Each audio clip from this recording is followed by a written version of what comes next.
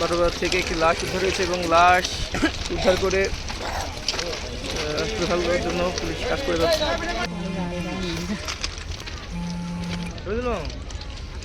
Company দাঁড়াও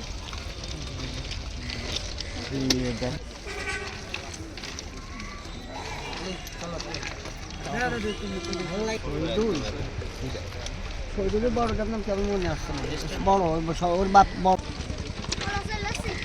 শহীদ বাপের মান মানে নেই।